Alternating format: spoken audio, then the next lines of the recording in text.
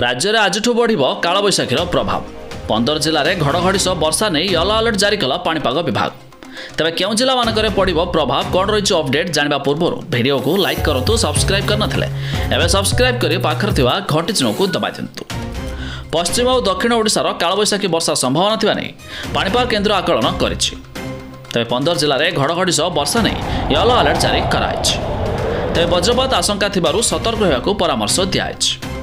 तेज कालबैशाखी जो प्रचंड ग्रीष्म प्रवाह मिल पारे आश्वस्ति। 25 तारिख जाए कालबैशाखी तापमात्रा तेज 26 तारिख जाए कालबैशाखी तापमात्रा नियंत्रण रहिबो बोली आकलन कराइछि। 27 तारिख पागरे पुणी आसिबो परिवर्तन। प्रचंड खरा सांगक गुड़गुड़ी संतुली हेब राज्यवासी। तेज 27 तारिख में हिट वेव नहीं सतर्क सूचना जारी कराइछि पाणीपाग विभाग पक्षरु। तेज 14 जिला को ऑरेंज और 4 जिला को येलो अलर्ट जारी करिछि आंचलिक पाणीपाग केन्द्र। एछड़ा आज और आसंता काली कालबैशाखी तापमात्रा नियंत्रण रहिबो बोली आकलन कराउछि।